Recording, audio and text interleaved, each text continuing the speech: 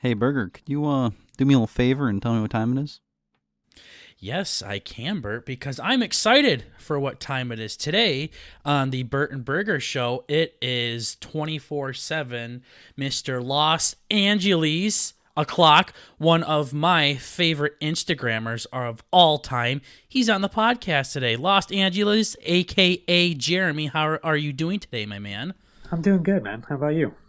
We are doing good. I Mm-hmm. am so excited to have this man on. I've been a big fan of him for a little bit now. And Jeremy, he is here with us. Tell us a little bit what you do, my man, so everybody out there, like the three people that don't know who you are, can have a better idea. The three. It's like 3 or 4 million. I'm a sleight of hand artist. I basically people send me their beautiful decks of cards, and then I try to do beautiful things with them on Instagram.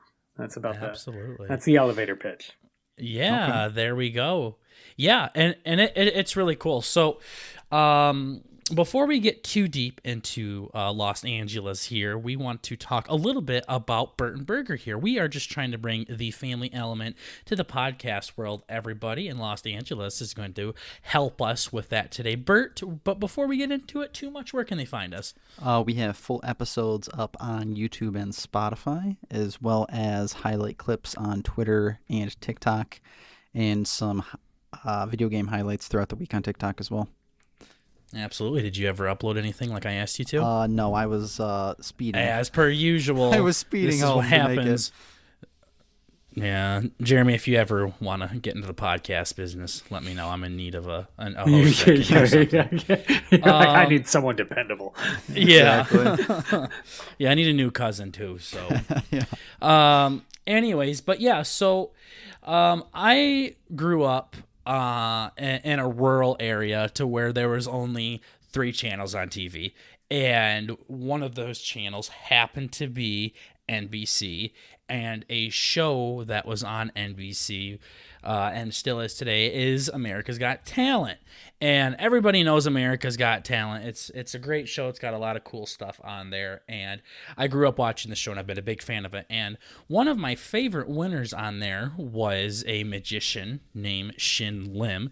And he's this cool guy that does some of the craziest magic that I've ever seen. I've only seen like three magicians, and one was at my sister's birthday party when I was 12. So Right. he didn't have a lot of competition, but really cool guy. So looking him up on YouTube, he's got a YouTube channel. He's got lots of stuff on there. But that is when I saw Jeremy, Los Angeles, and found out that he has an Instagram account. So then I moseyed on over to Insta and found him there, and he's just doing stuff that is just as cool, probably Jeremy better than Shin Lim. Let's be honest here. I know you think that sometimes.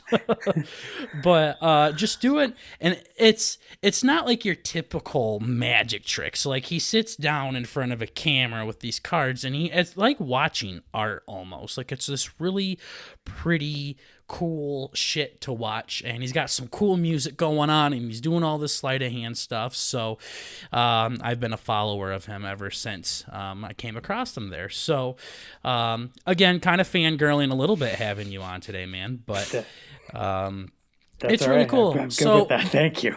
yeah, no problem, dude. And before we get too deep into it, I just kind of want to hear the story behind your name, because I'm pretty sure I'm going to say it incorrectly at least 14 times this episode. So okay. I'll call you Jeremy, but what's the story behind it? So it's funny. It's not what most people think. Most people think that I, named myself. Tried to name myself after the city Los Angeles, and I wasn't. I don't actually live in LA. I live just below it. But I converted to Catholicism late in life. I was 22 when I converted, and I got baptized and confirmed at the same time. So in Catholicism, you normally take a baptismal name and Sure. a confirmation name. So I did Michael and Gabriel as my baptismal and confirmation. So if you shorten those out, it's just Angelus, Okay. right? Because Okay. it's Latin word for angel, right? Okay. Wow. So that kind of just became like a moniker for me in my early 20s, right? Mhm. And then right around middle of 2013. My dad passes suddenly. And at the time, I had just gotten onto Instagram, kind of on a lark, basically, because a friend, Alec Blanco, had me get on there with him. And we just started doing these simple things, right? I used to be really big into Magic. I was pro from age 14 to probably about age 22. And then I kind of dropped out of it. I just sort of burned out. And so I left it alone for a solid 8 years. I'd still buy a deck now and again, and I'd still practice, but I wouldn't perform. I wouldn't actively seek performances or paying gigs or anything. Gotcha. So he got me onto Instagram, and it was sort of an easy thing to do. So this was right around when you could sort of just change your name. Originally, I jumped on. I had a different username, and then when my dad passed, I was just kind of lost. So I took Lost Angeles, and Instagram kind of became therapy for me. Right, Okay. I needed like just something to distract myself. You know, I was showing up to work. It was my dad's company, so there were a few ghosts there, and I just needed something to sort of take my mind off things. And Instagram was a great way. It was a beautiful distraction because it got me back into Magic. We'd compete with each other and everything, and yeah, that's sort of the short form version of that story, but. That's how the name came up. It was actually kind of a tragic thing that ended up being a very, very good thing in the end. Wow.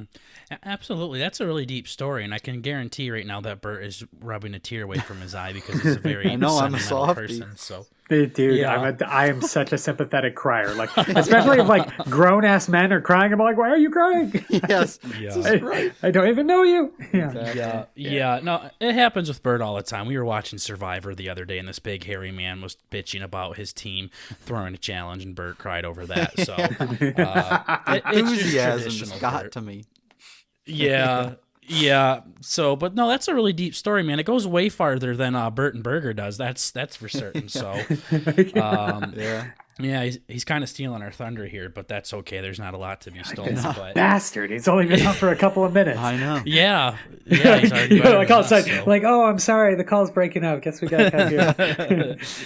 Yeah. Jeremy hopped in the call when Burt was late, and then immediately left. So we're like, all right, yeah, Burt, you pissed him off. Good job. So, glad that he's still here, but we'll see if we continue that if he keeps being a smartass, both Jeremy and Burt. So we'll see how you guys work out. No, I'm kidding, but. Yeah. It'll be fun. But awesome, yeah. So I've always wondered that, just being a fan of yours for a while, and just the name and of your username and your real name and stuff like that. I was just like, I wonder where that came into place there. So Yeah. glad that we figured out one of the mysteries of the universe there. There we go. Yeah, right. It's like that. Now, Burt, I know our little cousin that we talk about quite a bit, he was big into Magic. Do you remember that when he was like 6 years old or something like that? Yeah. He made cute little YouTube videos that got like 3 views and stuff. I mean, it was really nice. Yeah. So I played with it. So I know he did like a lot of stuff with you and everything. So Magic, you always thought it was pretty cool, right? Like just interesting. Yeah. Yeah. I dabbled with it a little bit. I wasn't the best, absolutely. but I had some fun little tricks I stole and kind of played with a little bit. Okay, gotcha. So do you have any questions for Jeremy here? Or I could sit here and talk to this guy all day. So, I mean, Right. before you fade into the abyss and not say anything for 47 minutes, you might as well say Yeah, something. I know it's going to be hard to I'm going to be doggy paddling this episode for sure, but I was curious if there were any other types of like I like to watch Penn and Teller and some other different people like that on YouTube, and they kind of I don't know what you call it, just the other sleight of hands. Like, do you usually just do cards, or have you ever tried like the ball and cup stuff or anything else like that? Yeah. I mean, when I was younger, I was kind of all around. I wasn't totally settled on a focus, right? And I feel like that's the way it is for most magicians. You sort of have like an all around thing, and then something that you chase. What I do is pretty rare in the sense that normally, if you're a working magician, you can't just pick one thing. Right. Right. So okay, this is going to sound stupid, but I swear to God, it was some of the best material I had. Rubber bands. Okay. Rubber bands were my bread and butter for a good long while there. It was like rubber bands and pens. Basically, I was trying to buy my Magic career at Staples. Right. And That's awesome. I loved it. I love doing that stuff. Even now, I still carry like a coin and some rubber bands and a pen that I can still do other things with. I think the cards, you know how they say, well, I don't know there's a guy, Roberto Giobbi. He wrote the books called Card College. Okay. And he made a really good point in those books, right? He said that cards are kind of like a piano, right? On a piano, you can play any type of music. Some types of magic are drums. Okay. Some things, like the only thing you're doing is beating drums. Like that's all you can do. Sure. Like for instance, if you're going to do rubber band magic, very rarely will you be doing mentalism using a rubber band, right? Right. You're just doing sleight of hand with rubber band. It's sort of, by virtue of the tool you're using, you're sort of boxing yourself in. But with cards, you aren't really boxed in. You can do all these different types of effects. It may, to the observer, just look like a card trick, right? They may put it into a box called card tricks in their head.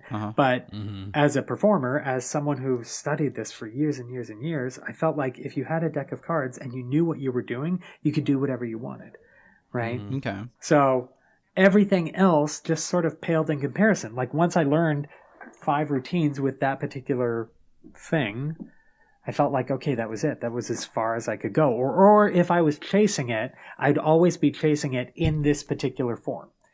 Whereas with cards, I've switched focuses probably every couple of years now, where I went from like hardcore gambling to table work to in the hand, sleight of hand, to what they call the French aesthetic, to the Madrid school, to like all these different areas of focus that exist inside card magic that I wouldn't be able to do if I were using coins, or if I were using like cups and balls or ring and rope or all these other classical sort of close-up apparatuses. I didn't want to get into doves. I didn't want to deal with any animals.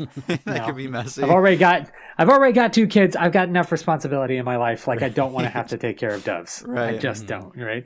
Plus, you perform and they have ceiling fans and it just gets bloody. And I just don't want to deal with that. Yeah.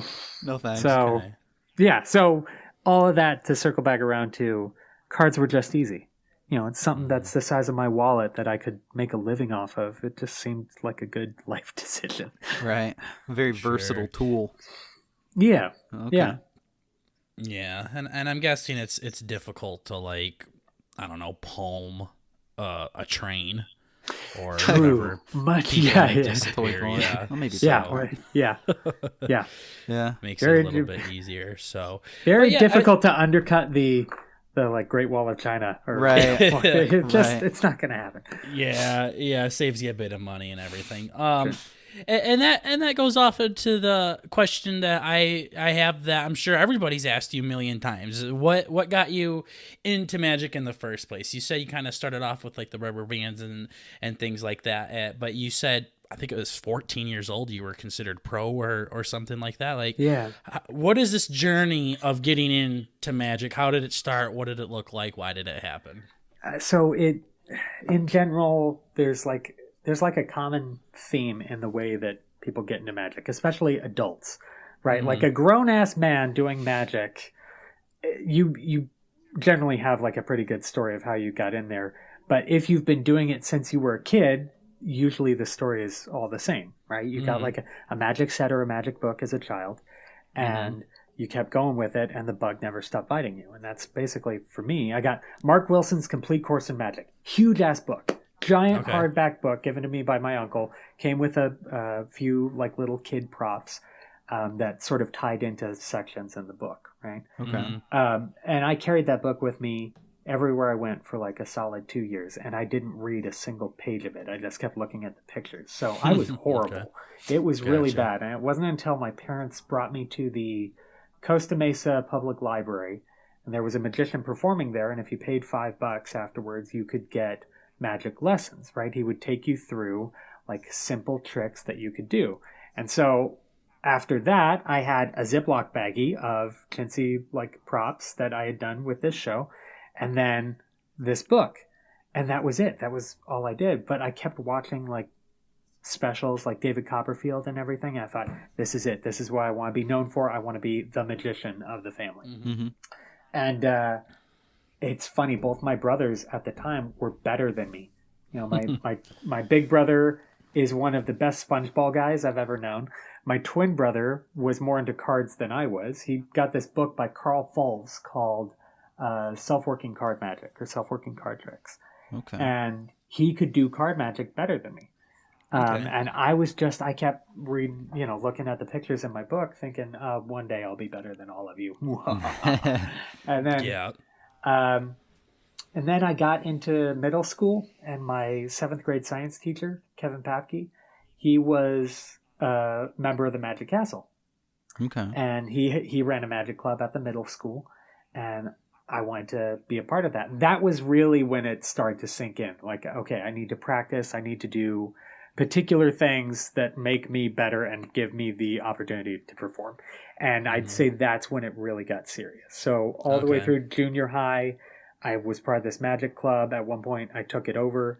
And then he got me into, just as I was graduating going into high school, the summer before that, he got me into a magic camp, which sounds funny, but was actually one of the best things that ever happened to me. Okay. Because you go there and you find out there are other kids who are as weird as you. Right. It doesn't matter how you slice it. I know parents think, oh, I'll get him a magic set so that way he learns to perform and speak in public and it makes him less weird. And it doesn't. It makes us more weird. Yeah. But you go to magic camp and you find a bunch of other kids who are just as weird as you. They're your kind of weird. Yeah. And it was great. They brought up a bunch of famous magicians. You got to hang with them for a week. They gave you props. You got to learn these routines. You could vie to perform at the end of it and everything. There's actually a Disney movie now called Magic Camp, and it's exactly like that. Okay. I swear to God. You ever want to find out what my childhood was like age 14 to age 17? That's it. It's the movie Magic Camp. Right, well, hopefully that's not your booby time suggestion. Yeah. No, that's definitely not. But I have a big question with all of the stuff that you're saying right now, Jeremy. Yeah. Bert knows me very well, and I'm holding back a lot. I'm biting my tongue a lot right now because there's a lot of jokes I would like to make, as I'm sure you know. Sure.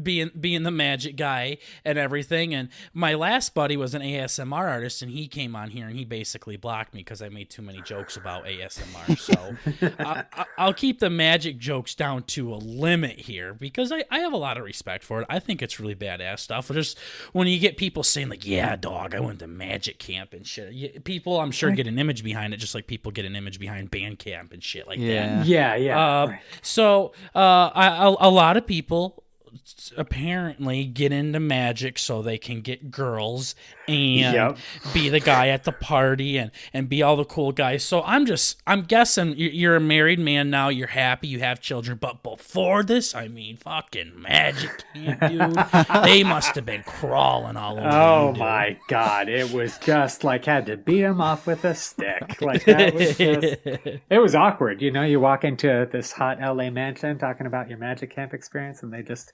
all the other guys get ditched. I don't know what to tell you. Yeah. Sure. Yeah, no. Yeah, nothing says prime male candidate oh, you went to magic camp.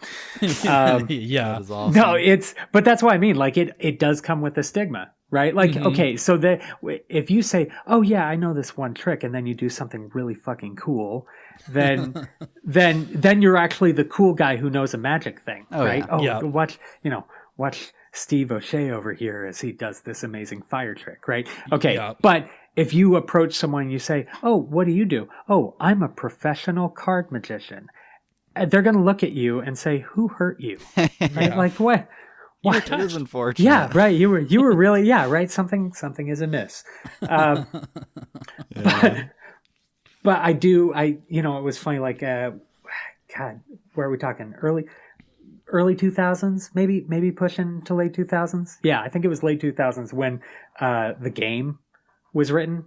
Okay. Right. And one of the strategies presented in this book, The Game, was in order to get women, like learn magic, right? It gives you something weird, and it's like this peacocking method, right? It makes you stand out from everyone else, right? And the problem is that it does the same thing as wearing a sequin koi fish T-shirt did at the time. You know, write that one down, Bert. Yeah. You're peacocking in all the wrong ways. Like, yes, okay, you're standing out, but you know, in the same way that the guy in the back singing karaoke drunk might be standing out, unless unless you already have like the social skills common to most people, which in a lot of cases, magic is used as a social crutch, right? If you can't figure out how to talk, you pull out the magic, and that gives you something that you can lean on. And I am definitely a candidate for that. When I was growing up, socially, it didn't click. Right? I was just weird, not because I'm meant to be weird, but because I just didn't get it. Like social interaction wasn't coming naturally to me. See, but Bert, you're not the only one. yeah, right. So Breath of you're relief. not alone. Yeah.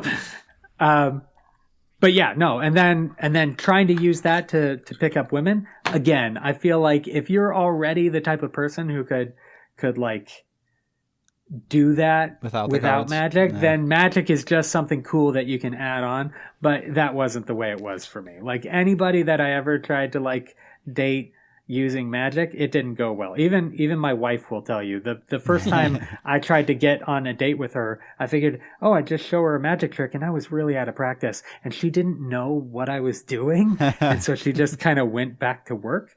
And then afterwards, everything was fine. But even now, I have a staunch policy. I do not show my wife magic because I don't want her to be the disappointed spouse who now has to keep picking a card for the next umpteen years, right? Yeah.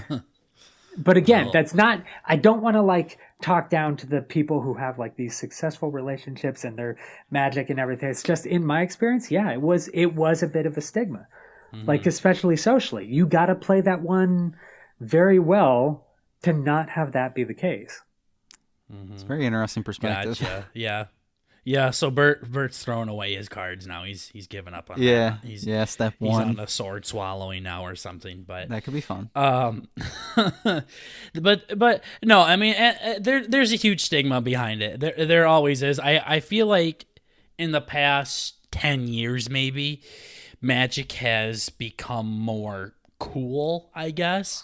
More badass, more mystical, probably because of the magicians that have won things like America's Got Talent, like with Shin Lim, and there's David Franco or whatever that won the other Matt Franco. Matt Franco, James Franco, the guy that plays in Spider-Man. Just like because the way I've noticed one thing, and I've watched a lot of fucking America's Got Talent. I could probably tell you like the past 15 winners, but I've noticed with those two guys, they perform it in a very different way. So like growing up, when I hear magician, I think of some old man in a tuxedo pulling rabbits out of his gooch and at a fucking 6-year-old's birthday party and like doing like real like cutesy little things like that. So when you hear like a 16-year-old going to band camp or magic camp, I guess it's called now, there's definitely that stigma behind it, but it's not really fair because then you go to people like Jeremy's Instagram account and just see real cool, slick shit. And it's just fun to just sit there and watch. So I know there was when Bert and I got on Tinder, there was like hobbies that you're interested in. I think magic might have been one of them. And I'm like, well, I think it's real cool and everything, but I don't know if I want that in my dating profile. Right. Right. Yeah. That's the thing. You've got that like that line that I don't know. I wish I had better words for it, but like, you know what it's like? Okay. You know, when like people try to do, computer generated movies and then they try to do a person, but the person doesn't look quite real enough and it just comes off. You can just like, tell. you know, like Tom Hanks in the Polar Express. Yeah. Yep. Yeah. Okay. So I feel like magic has that stigma with it where it could make you a very interesting and intriguing person, or it could turn you into a cliche depending on who you are inherently. Right? Every really, really cool magician I've ever known was already really, really cool and everything outside of magic. They already had really cool shit going on. Right. And magic was just one more thing. Right? That they happened to be very, very cool at. The ones who I always found were like, it was really tough to sort of like get along with them, or it was really difficult to figure out where they were, like on the social front. It's because they had nothing else but magic, and not in that cool savant genius chasing one thing kind of thing. It's they got nothing going on, and magic is like their only lifeline. Right. Do you know what I mean? Again, I wish I had better words to explain it, but that stigma, I think, is born of the fact that if you don't have anything else socially, right, or you don't have the skills like what I didn't have, I was hanging on to magic like it was the only thing I could do. So everything that I went to, every party, every social group, there was a deck of cards in my pocket, mostly as a crutch, mostly as a safety blanket of things get weird. I can always pull out the deck and just do magic tricks and find my way out. Right. Okay. Sure. Whereas now it's a lot less like that. It's a lot, now I'm married and I've got kids. I ain't got shit to prove. So, now we're good. Yeah. It seems like it's a big, almost coping mechanism for people. It's just like, okay, I'm uncomfortable. What can I do to make myself comfortable? Well, I feel myself when I'm performing magic, whether it's by myself or in front of other people's or things like that. Or on my OnlyFans page. Yeah. No. Yeah, exactly. Right. Yeah, there you go. That would be fun. So we totally get that. And with all that being said, I mean, I definitely want some of our users to see the shit that we're talking about here. At the end of the podcast, we'll ask you to shout your shit out so people know where to find you. But maybe like during this podcast recording, we could have some of your clips in the background and people can watch it while you're talking over it or something like that. Do you think that would be pretty dope? Yeah, I'd definitely be down. Anything you guys are willing to do, I'll call it a win.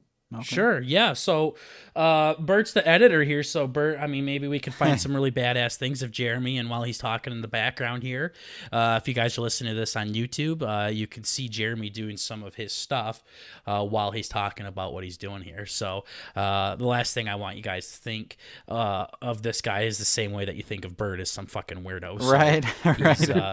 he's the complete opposite of it. He does some really cool shit, so we'll have some... if you're listening to this on Spotify or anywhere else, you can check us out on YouTube, and you can see Jeremy doing some really cool shit with some cards and whatnot. Because while you were talking, Jeremy, I was scrolling through your Instagram, and I'm like, gosh, we got to have this guy. We got to have some of this guy's shit on here. So we'll definitely do that. But and that's a really cool. I mean, you notice, Bert, with this guy, everything is like deep and personal, and he makes it like his own thing. It's not like your stereotypical magic idea or come to life kind of story. I mean, he's even in it down to his name, there's like a lot of like deep implications behind it. I think that's really cool. You don't just randomly say, hey, my friend's last name is this and he named his Instagram this, so that's what we're gonna call our fucking podcast. Yeah. So Jeremy, I'm sensing a bit of hurt in your voice. Why is that sound? That's weird. It must be something with the headphones. Yeah. It probably is. Yeah, I think I'm still flustered that my cousin made me wait for my big America's Got Talent role model thing. That is another thing. Why don't you go on to a show like that or something? So there are two reasons. One, I would be competing against something that's already happened, right? I'm a hardcore sleight of hand guy with playing cards. But if you go, I am a subset of what Shin Lim already did. Mm-hmm. Right. And so it's already been done. And then you've got people like Eric Chen, right? Eric Chen won Asia's Got Talent and then went on America's Got Talent. And he is sort of in my sort of social circle as far as what we do, right? Hardcore close-up magic, right? Mm-hmm. So there's the one aspect of it's already been done and they're looking for stuff that hasn't been. And I've already had a bunch of my friends go on there and they've done very, very well for themselves. And I could go on there and be an also has been, right? I have also been on America's Got Talent. I wouldn't be. I really don't look at anything like I do and think, oh yeah, that's $1 million Vegas act right there.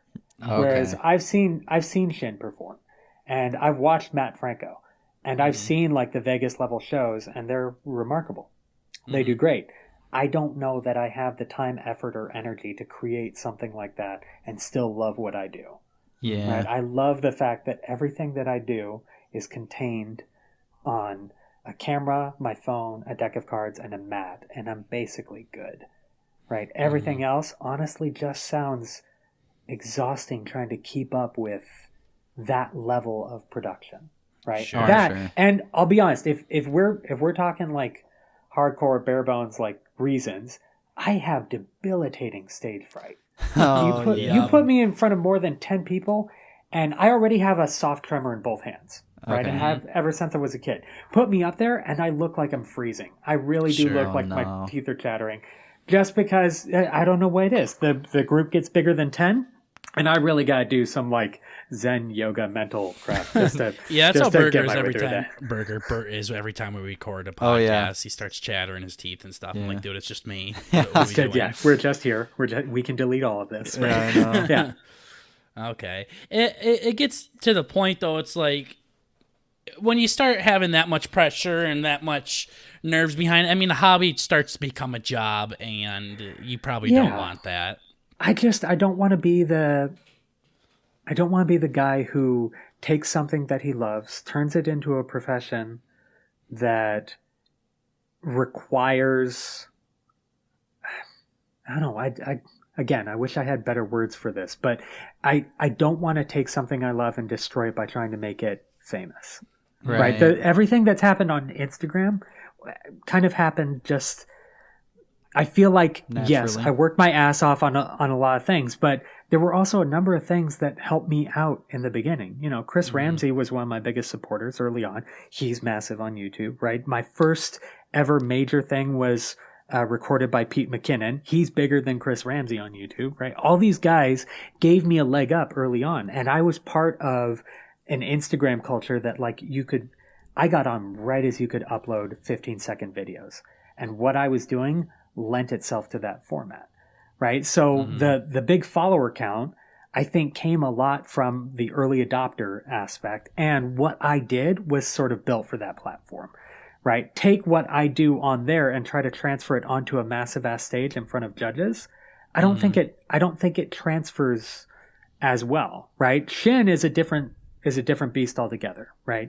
You sit down with Shin, and Shin is thinking about ways like, okay, how could I communicate something the size of my hand to an audience the size of an auditorium? And he pulls it off very, very well, right? How would I do that with what I do? I could do it probably as part of like a special, right? Do you guys remember way back when, like in the 90s when they were doing World's Greatest Magic? It sounds familiar. I might have seen like clips of it on YouTube or something. Yeah. Like, while I was So it's watching, like Shin stuff. Yeah, so it was this thing of like they pull in all these magicians from all over the world, and they do like a hour and a half special where each one got to do sort of what it is that they're known for. And that was always my goal. Like if I was ever going to do it, I'd do it on something like that because I love that stuff. But something where I got to like come up with bigger and better and more flames and, you know, music and all of that, I don't know. I lost the appeal. I know what that takes. I've seen the schedule that those guys got to keep up, and I've seen the effort that they got to put into it. And the truth is, I have a wife and 2 toddlers, and they're like that takes all of my energy. I don't have time for you, Simon Cowell. I just don't. Yeah. Sorry, buddy. Okay. Yeah. Yeah, no, it makes sense. It really does, and Bert and I will miss you when we go on America's Got Talent. Yeah, right. Yeah, as we blow past your ass on the way to Yeah, right. yeah. You'll make the competition a little bit easier, but no, I totally understand that. And you brought up a little bit of aspects here, and Bert and I had questions kind of related to what you were saying. I guess the first thing that I wanted to ask is magic or cardistry or sleight of hand, whatever you call it, is that your your main gig, or do you do something else kind of with it, or like is it your main source of income? How does that work? No. So my dad started a software company when we were really, really young, and then when he passed, my twin brother and I were working for him. Okay. And so it just sort of fell to us to like keep it going. Now my twin is far, far more gifted at this business than I have been or ever will be. So he ended up becoming the CTO of the company, and our family owns it along with a couple of co-owners. But that's our main thing. Right? It's a company called Stay Linked, and it's a non-sexy and totally essential piece of software that it's been in our family for years, right? Ever since I was 5. So that's been my main thing, right? If we're talking profession, that's my profession. I do the software side of that company. Okay. Right? My twin is very much the business side of that company. But because it's a family company and because it's largely run by my twin brother and a team of very, very capable people, they all gave me the room to sort of like pursue this. As it started to grow, they were like, yeah, keep chasing it, right? And so it's kind of like with obviously like the support of my family and with the support of them, they allowed me enough room to like record videos while I was at work, or take time off to go to a magic convention or something like that, right? Okay. Which if I were working anywhere else, magic would have had to become my profession. At the level that I have to like put in on this, I would have been fired a long time ago, except I look exactly like the CTO. So that leans in my favor, maybe just a little bit. But that's one thing I'm thinking of is your brother's on the phone. He's got one phone between his shoulder. He's got another cell phone against his hand, and he's got people on speaker and everything. And he's like, yeah, no, we're trying to get this solved. And he's knocking on your door, and Jeremy's in the back recording himself with pretty jazz music, making cards appear out of his asshole. You know what's awkward is all of that is true. Every last goddamn word you just said That's awesome. is absolutely true. While they were like building the company and everything, yes, I was there and I was invested, but it's a little difficult because it would be like if someone like had millions of subscribers on YouTube, right? So let's blow this example out of all proportion. Say someone's got millions of subscribers on YouTube and they also have a day job at like, I don't know, a retail shop or something like that, or like an office job or something like that.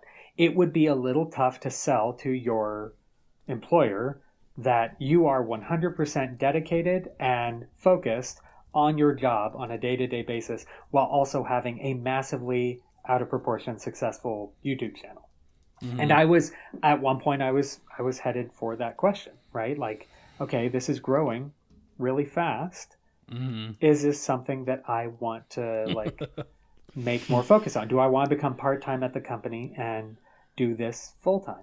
And again, that's like, and I got a lot of leeway because, I look exactly like the CTO. So eventually it's theft. Eventually you're like, dude, like do your job, put the goddamn cards down and get on the conference call. And I don't want to like downplay that, but also at the same time, I love this. Like if you ever talk to me just out on the street, I'll talk about cards and everything first and foremost outside of everything else, because this is like, this was my meditation, Right. Everything else is something that like I do on top of that.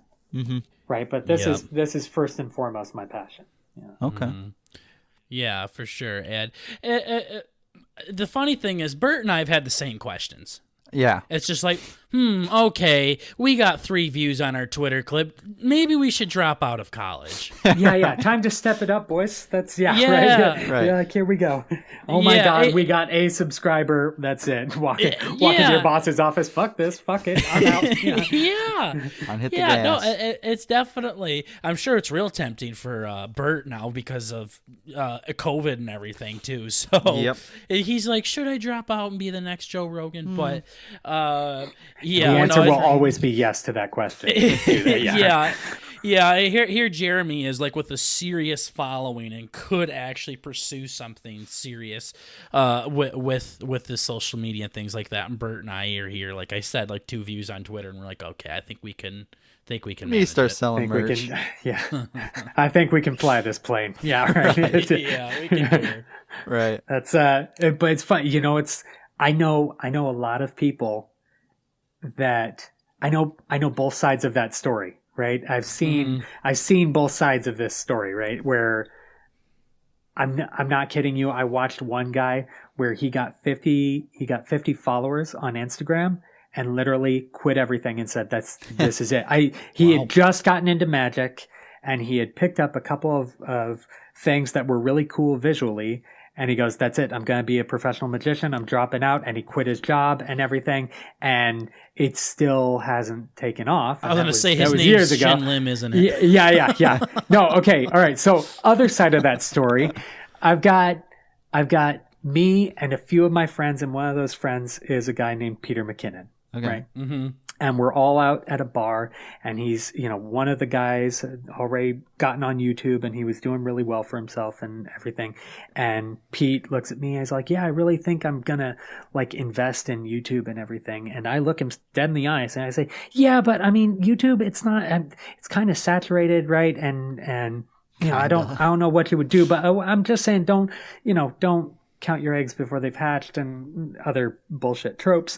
And then, and then I think if we look now, Peter McKinnon has 5 million subscribers on YouTube, which is only slightly awkward. It's like one of your friends saying, "Hey, I think I'm gonna, go to college and make something of my life," and you say, "No, you really should just get, that job at that local retail shop and just don't dream too big there, bright boy. Just don't do that." Right. And now I'm that guy. Now I'm that son of a bitch who told him, "No, don't chase your dreams. Like, play it safe and everything." Now he takes pictures out of helicopters, and I'm Okay. I'm like the guy, just that lottery ticket, and I just tore it up like unbelievable. Right. That is awesome. So I was curious, have you ever been offered the opportunity to like travel anywhere interesting or noteworthy to perform or to, I don't know, I guess watch people perform or anything like that? Yeah. So I get, I've gotten to travel a lot actually to do this. Usually to like magic conventions because it's a great. It's an easy in between, right? And those things are a lot cooler than they sound, right? It's sort of like Magic Camp, but Magic conventions, you bring in all types, right? That's the thing is like everybody who even does it even a little bit comes to these things, right? So like there's one in Vegas called Magic Live, and then there's one in Blackpool, England, which is one of my favorites. Blackpool, England is where dreams go to die. Like you go there in the winter and you think, "Oh my God, I found out where SAD migrates every year," right? Okay. Sure. Because it's a dodgy town, right? There's more tattoo parlors than restaurants, but there's more bed and breakfasts than tattoo parlors. It's the weirdest place on the planet. And it hosts the largest magic convention in the world, right? 10,000 magicians all descend on this tiny little town and just take it over for a weekend. And the orgies that happen there, I'm guessing. Oh my God, you have no idea. Neither do I. I've never It's been, like the Olympic Village, yeah. Yeah. Oh my God, so much blow. Right. But no, you know what it is though? They like, because it brings in all types. You get the career magicians, you get the guys who are just starting out, you get the movie stars who you found out are secretly like practicing card tricks, you get the like competition winners, you get the guys who like this is what they do, they lecture about the art of magic, right? And I love going to those things. So normally, if I do get invited to something, it's usually something like that, or it's something that's on top of something that was already happening. Like we went on. My wife and I, we went on our honeymoon and we went to Europe, right? And that poor woman, like I'm thinking back, like what she married into, like if that was her first experience, I cringe at that. Like we went London, Oxford, Ireland, or what was it? London, Oxford, Wales, Cardiff, right? And then Ireland, Dublin. right? And we were going to make a big deal about this because we're both older. We're like, okay, we're probably going to have kids a little later in life, so we need to like do something big just in case Sure. things slow down for us. So we went big, right? 3 weeks touring Europe, and I'll be damned, like magicians followed us everywhere. It was so sad for her. Like there's actually a recording somewhere where we're walking through London with one of my friends, Laura, right? And she runs that town. And as we're going through there, more magicians start to like meet up and hang with us, right? Because that's sort of how social media works. When you get to meet in person, you're basically family, right? And so by the time we're done, we're at the Hippodrome and there's like 10 or 12 of us magicians and we're all jamming, and Laura like pans the camera around as we're all jamming, and it gets to my wife and she looks dead in the camera and she goes, "I'm on my honeymoon," right? Oh no. I was like, oh shit. So then this is I'm not kidding you, this is exactly how this went. We get to Ireland at the end of it and she goes, "No more magicians, like not a single one. I don't care how many of them reach out to you. If you want this marriage to last, no more." Right? And so like there, but in between, when we went to Cardiff, that was where I got to hang with my buddy Garrett and my buddy Lloyd, and I'm thinking this is going to go bad because this is like the first release of my deck of cards, right? This is a deck of cards that has been designed for me, with me, by a large magic company, and they're going to release it, but they need me for the trailer.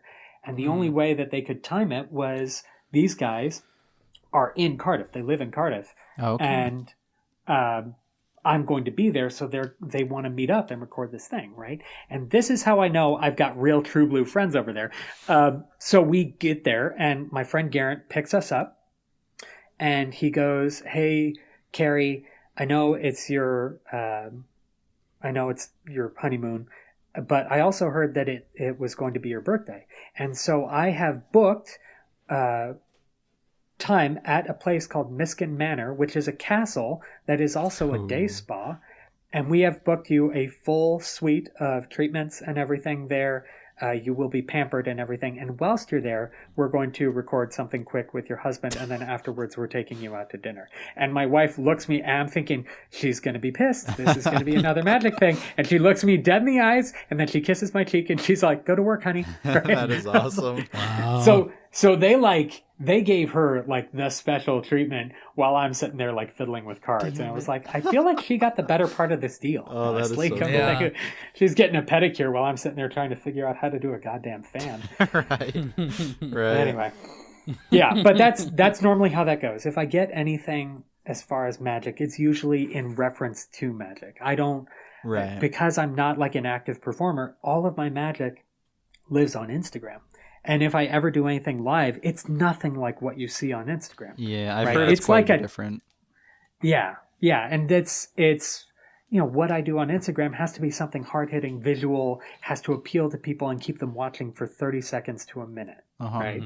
Whereas if you're in front of people, you have to engage with them. You got to be able to talk to them and treat them like human beings, not just spectators. And so it's a very different style that you have to do, and you got to be able to like get them involved in it. On Instagram, all you got to do is get them to stop scrolling. It's a completely different challenge, Yeah. So Yeah, absolutely. And do they just DM you on Instagram like, "Hey, can you shoot this commercial for us or this trailer for us?" Or they send you like an email or something? yeah. So normally that's how it would go. Is they would they'll shoot me a message, say, "Hey, is this a project that you think you'd want to be a part of?" And I can give the yay or nay. And I can tell them sort of like what my schedule is and, how much time I can commit to it. And like if it's a big deck release or something like that, they'll usually send me cards or they'll sponsor. I used to hold a jam back before the world kind of fell apart. Yeah. But I used to host like a bunch of people and we'd all meet up at a restaurant and I'd like bring in all of my friends to like teach them like different styles of magic and everything. Okay. And so one of the things that you could do that would get me involved is you could sponsor that. If you had like a really cool thing that you were releasing, like a deck, send me enough that I could give those out and then I'm golden, right? Okay. But if it's, I very, very rarely do like the paid gig.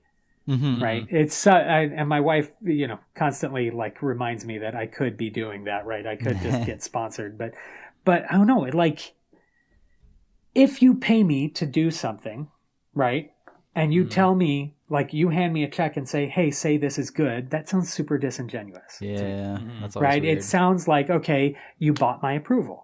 Right. I want the ability to say something sucks if it sucks. Right. Yeah, Jeremy Right? wants to do like a card spring, like, dude, these fucking blow. Don't buy these. Holy Yeah, shit. right. I want to be, even if I never execute it, I want the ability to do it. And I want the ability to have people say, yeah, that's authentically true. Those cards are dog shit. Right. Right. But I also I don't want to get to the point where someone goes, oh, yeah, he's sold out. I don't want to be that guy. And it's a very, very tough line, because there's lots of people who will go, listen, if you'll just give up on that, we can pay you thousands of dollars a month to just say that you like something.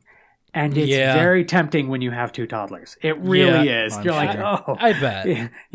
So anyway, just a heads up, guys. Pretty soon here, I'm going to have to jump off and jump onto another call. Cool. Yeah, we got a couple more things that we can ask you. So we'll jump into that and we'll get you on your way, okay? Okay, sounds great. Cool. All right, perfect. All right, Jeremy. So we always do this thing with our guest called Booby Time, where we ask the guest to send us a picture of their tatas. Okay. Yeah. No, you don't got to do that. So Booby Time is very similar to movie time. So we like to act like we're 6 years old and get a giggle out of it, because who doesn't like saying that word? It's always fun to get the guests on their toes, too. Yeah. Yeah, most of the time people are like before I even finish the sentence, it's already in my DMs. Like my watch just vibrated, so I assume that was you, Jeremy, but it's not. So, but what we like to do is we like to ask our guest, like, what is the craziest, most weirdest, wackiest movie that you have seen that you can think of, the one that comes to the top of your head, and let us know what it is, because Bert and I will watch it and we'll kind of talk about how fucked up it was in our next podcast episode. So you can stay away from the gay porn, because I make Bert watch that enough, but if you have something really juicy, make sure you let us know about it. Really? Got it. Okay. All right. Yeah. Okay. So no Rambone. Got it. Yeah. Let me think here. Like I would say, yeah, right. It'd be like, you should see the reviews. Exactly. Speaking of which, if you ever get the chance, look up Barrel of Lubricant on Amazon and read the first review. It is the best Bert, thing. let us know how it is. Yeah, there you go. No, so I'd say the movie Revolver. It's Revolver? Jason Statham. Yeah, imagine Jason Statham with long hair. Okay. And it is the craziest movie. It was done by Guy Ritchie. It's a Guy Ritchie flick. And it was when he was with Madonna and they were both super into Kabbalah. So it's a movie that has like all these crazy Kabbalah undertones. And it is the first time I watched it, I was like, what the hell just happened? But then I watched it another time. And now I've probably seen that movie 20, 30 times.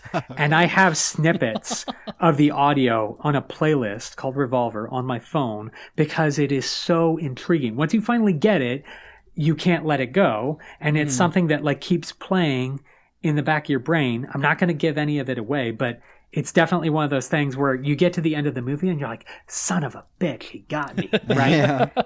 And that's kind of Guy Ritchie's thing, right? That's his whole shtick, is like at the end of the movie, you're like, God damn, that tied it up in such a pretty little bow and I never saw it coming. But this is definitely one of those movies. And it's one of those ones that like flew under the radar. It did abysmally in theaters, right? It was assassinated, and then it became like, I can't even call it a cult classic. I think it's just weird people like this movie. Okay. But so Bert will love it, obviously. Bert, you're gonna thank me. That's what's gonna happen. Awesome. You're gonna call me up and you're gonna be like, thank you, Jeremy, for adding to my life in such a fashion. Also, I've signed up for Magic Camp after everything wonderful you said. That's how that call is gonna go. Yeah. I'm gonna block this guy. I gotta touch up now. He's ruining the podcast. God damn it! I thought, he's supposed to be so nice in real life. Yeah. All right, so we'll definitely look into that for some Tata time, and maybe if you look into next week's episode, you can hear me completely bitch about it. So Yeah, if just you a wanna get horrible shit movie. Yeah, right. yeah, I'm excited for it. So Also, here, just this one's for you. Just so you know, the word booby trap spelled backwards spells party boob. There you go. Oh That's my God. little contribution to. ooh, Well, okay, Yeah, that's write what we it should out. name our Test it. podcast now. Yeah, party boob. There you go. Yeah. Oh boy. All right. So I know we had to cut it a little short with you, Jeremy. Bert and I are going to keep recording for like another 15 minutes after you leave. So we get that you're busy with the kiddos and you got other things going on right now. So I had one last question I had for you. If we can just run through it and then we can have you shout your shit out and get you on your merry way. Does that sound good? That sounds perfect. All right. So the one thing that I wanted to ask you is you started naming out some of these big names that you have met through your career and your performances and stuff like that.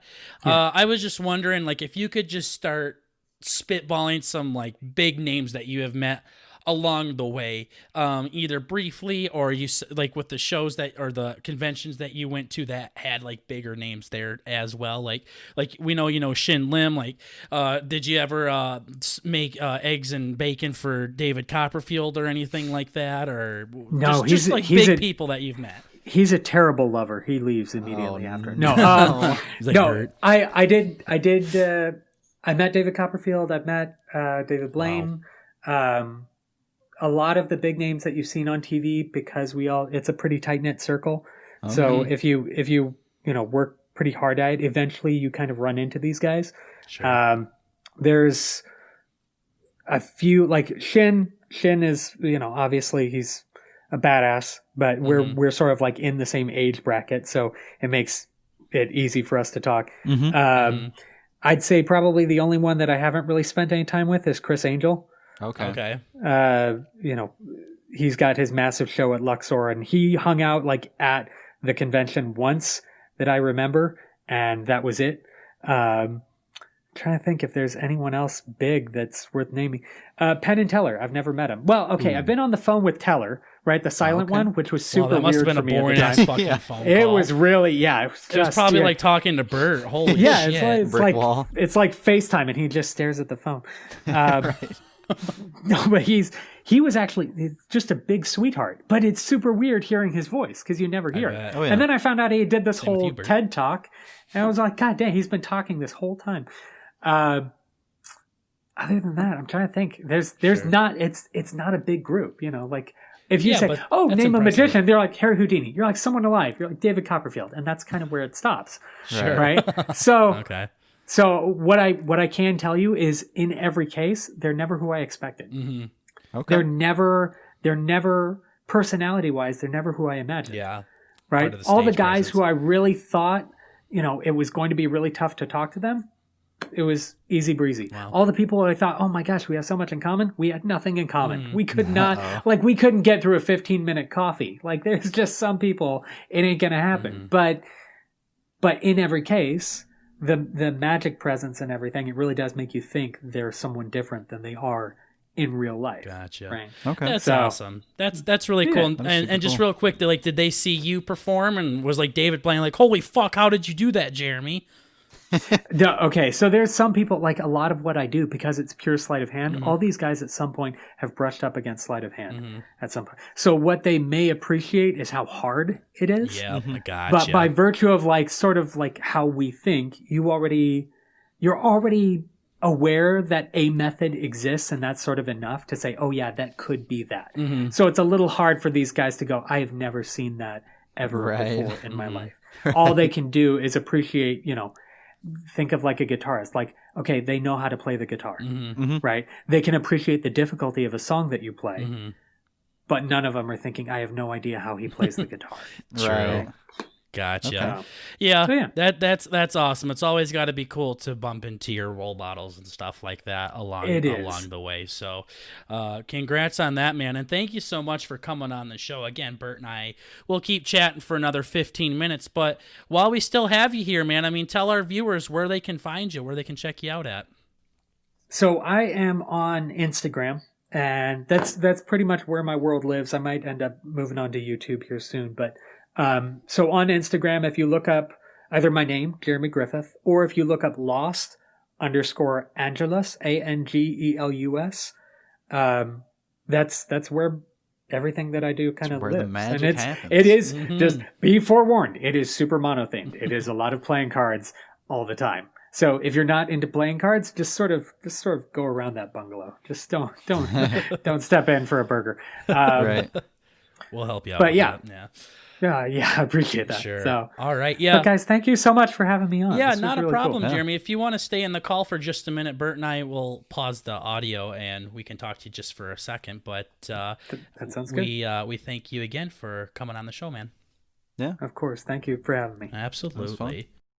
All right. Sorry about the brief delay there, ladies and gentlemen. I just got done fangirling the fuck out of Jeremy there. So, like I said, I've been a follower from him. I saw him on, like I said, Shin Lim's YouTube channel or something, and Shim's whatever, but just watching Jeremy's shit, I'm like, this guy's really fucking dope. This is cool. So I've been a follower of him for a while, thanks to America's Got Talent winner Shin Lim. So Shin and I, we're homies, you know. We went to the same high school together. Yeah. So we get lunch every other Saturday. So Right.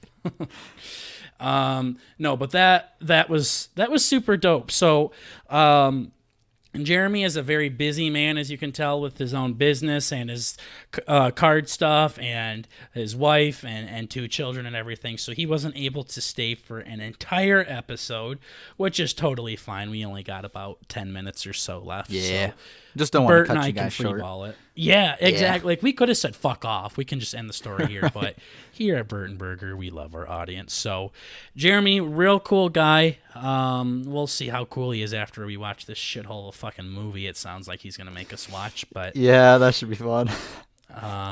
but no, it was cool. So, did you like Jeremy? Did you think he was cool, or did you think he was a fucking moron?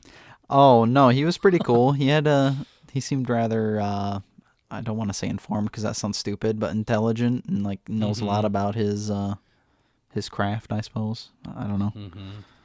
His I think craft. You're making it sound like his member or something. I know, like his residual personality's rubbing off already. Yeah, I know. Yeah, no, real sweet guy. He's got some zingers in there too. Made Daddy laugh out loud. Right.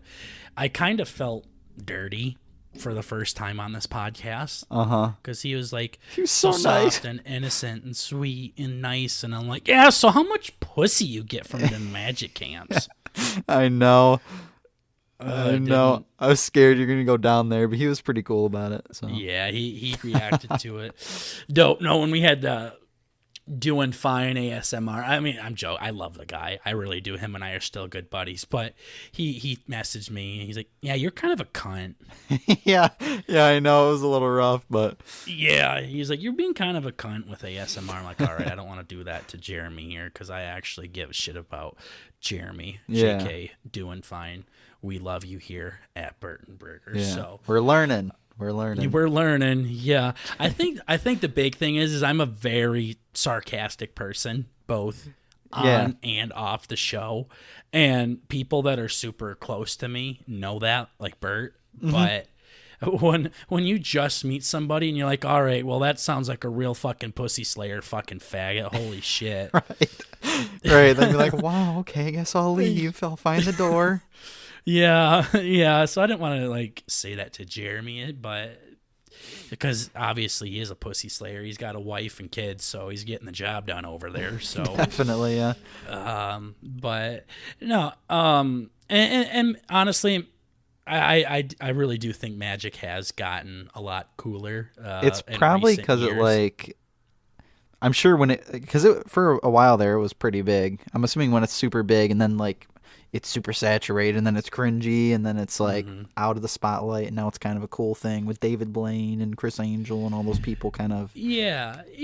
doing You that. get people that make it real like artsy and stuff, I guess. I don't know.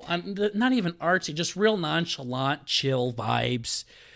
kind of thing. When you start getting into the goofy motherfuckers that Wearing dragon suits and shit. yeah, that do T poses and wear top hats and fucking pull bunnies out of their cunts and stuff. It's just kind of gay. But Jeremy has really pretty stuff. So Bert, I'm sure at this point, has just saturated the entire fucking video of Jeremy's performances. So have fun with that, Bert. Yeah. Just showing his stuff again. So like DMCA again, if you guys, yeah, Jeremy shouted his shit out. And we will leave a link down below or something like that for his Instagram account for you guys to go check out more of his stuff. And also, if you want to see him perform, just check out this video here on YouTube. You'll see the visuals, you'll see the videos, you'll see this beautiful mother effer perform some really cool card shit. So, oh yeah. Again, very excited to have Jeremy on the show. Now, Bert and I can do our part in entertaining you with the next 10 minutes. Bert, this is what the Discord is for. When I tell you to throw some shit in here and you just start talking. So, do you have anything that is worth bringing up on this beautiful episode that Jeremy perfected? Well. I swear to fuck, if you bring up like fantasy football or some shit again, I'm gonna come over and suck your cock till you come. I was gonna say that. Yeah, I was gonna say what you did to me earlier, but it was shitty, faking the thing. But yeah, that's why I was late. I'm gonna blame that on that. But no, we can't even fucking say that. I was gonna say we can. Frolfing in the snow is gonna be pretty fun, but now it's like, well, now we live where it snows, even though that's half of the U.S. Yeah, why the fuck does that matter? Don't you realize, know. like, out of 50 states, like, 37 of them have snow in it. Yeah, I was gonna say there's probably like 4 of them that. Why do you fucking consistently fall back on frolfing and fantasy football? You have more of a fucking life than that. Yeah, so I've been playing a lot of video games lately. Ooh. Yeah. Yeah, actually, one quick thing. I thought, no, this is fucking stupid. I was Go, gonna say, let's go. I might clarify that last week I said some stupid shit about the new Xbox being all fucked up. I said lots of stupid shit about the election, so we're right there with ya. Yeah. So there's the main Xbox, which is the $500 one, and then the second one, the digital, which I think I'm probably gonna get, is actually $300, which is insane. Okay. Yep. So that's one thing. What else is there? Wait, didn't you mention that you Nope, you already said that. Nice. Ass. You finished ass. Finished ass. I'm yeah. starting ass again. Oh, speaking of ass. Burg. Oh yeah, how's Tinder going? Oh fuck that. Yeah, so that's not quite where I was going with it. Speaking of ass, Tinder fucking sucks. It does a lot. Yeah. No. So I was on there, of course, still, and still fucking drier than hell. Still getting laid left and right. Drier than a motherfucker, dude. Uh-huh. Yeah. So that's fun. I ended up finding that same person that I matched with last time. The pretty sure was advertising her OnlyFans or something. Yeah, she wasn't even advertising an OnlyFans. It was just a Snapchat bot. No, it's totally not a bot. I added her. I'm like, hey, should I do this? And you're like, yeah, why not? Oh yeah, did she say anything? Nope. Just says we're friends, but then when I go through to like see if we're friends, doesn't say we're friends. So Bert's getting left on red by a bot. Yeah, I know. Like, what the fuck, dude? But no, I went on there and it was interesting. I looked at it. It's like, yeah, check out my story, and I checked out the story, and it was just some extremely gothic person with like their boobies hanging out, doing like belly dances and smoking a shitload of pot. And I'm like, this is a good addition to the Snapchat. Yeah, this is a good addition. But now she's not doing that anymore, and I'm kind of upset. Yeah. Is her account banned or something now? No, it's still there. It's still there. I thought You should just text her like real simple, like, hey, beautiful, just wishing you a fabulous day. Hope all goes well. God bless. Yeah. Yeah, that would be fun, and just see what happens. Yeah. Next thing I know, Bert's gonna send me a video of him doggying the shit out of her, and he's like, "This is the best $50 I've ever spent." Exactly. Yeah, that Oh would be my scary. gosh. Okay. I don't know if I'd do that. I don't know. Prostitution? Yeah. I'm pretty sure it's like very illegal. Prostitution? Yeah. Yeah. Yeah. There's a lot more things you have to worry about with that than legal fees. Oh yeah, like catching terminal illnesses. Catching literal fucking creatures and bugs. Creatures. Yeah. I don't know if it's illegal to fuck a prostitute. I just don't think you can prostitute yourself. Yourself or another. Yeah. Yeah. Yeah. What are they gonna yell at you for? Hey, no fucking. Yeah, probably. That would be that. Yeah, I don't even know if I want to know. This is such a typical BurtnBurger episode. We went from so pure and heavenly and nice and everything to fucking Bert giving it to some whore. So on the string of this this episode, would you ever hire a prostitute? I mean, maybe to clean my fucking house or something, but Yeah. yeah, or just to hang out. Just to hang out, maybe play some Xbox. Yeah, and I don't even mean that because it's a female. Like, even a gigolo, if you want to come clean daddy's fridge, it needs some TLC, if you know what I'm saying. Yeah. Honestly, no. No. Never in a fucking million years. No, I think I'd think about it, but then I'd be like, nah, this is beyond cheating. Greece. Yeah, it's cheating, exactly. It's like pay to win, dude. Yeah. It's fucked up. It really is. No, not even it's pay to win. Yeah. It's not even like infidelity cheating. Well, it's that too if you have a wife or something. So Yeah. you should have asked Jeremy that question, but God. but even if I was single or in a motherfucker, Yeah. no, it's cheating. It's gross. I don't even know how you'd find one. Yeah. I mean, obviously, I know. I know exactly how. Yeah. Well, I told got a you I connection. googled orgies near me, like I was trying to find a Walmart or something, but nothing came up. No? So I don't really know. Yeah, how I would go about prostitution. But no. Would you prostitute yourself? Who says I'm not? Okay. Yeah. No, I mean, It's probably the same sketchy kind of clientele. literally I would have. I'm not even successful on Tinder. I'd be even fucking less successful on. It'd be like Yeah, trying to exactly. advertise the pod. Yeah. Yeah, that's how we're gonna advertise the pod now to our fucking prostitutes, our hooker friends. Yeah, they're yeah. If anybody's good at keeping secrets, That'd be them. be them sons of bitches. Yeah. That's awesome. What was I gonna say? I mean, honestly, I'd be like, It's just like literally anybody could do this. Exactly. It's not necessarily about the pleasure. It's like the hard work, the determination. Like when you see a load on someone's back, you can sit back and smile and be like, all in a day's work. Right. Right. You know, you worked your But ass when it's off next to to like get there. 2 or 3 other streams there, it's probably like, well, it's yeah, not fun no more. yeah. When you see that there's already 3 loads on her back, and she pulls her dress over and it goes on to the next. So I realized that girls that match with guys and immediately get asked down the fuck or we should hook up or something like that is annoying and they hate it. I Sure. feel like it's just as bad when I match with somebody and they try to get me to buy pictures from them. Yeah, I've had that happen one time. Yup. I had this one girl. I don't know what it was. I mean, I'm always down to try new dating apps. And this one was like an icebreaker game app or some shit like that. And I matched with some girl from Okay. and me being in was just kind of fucking weird. Yeah, But- that's a long drive.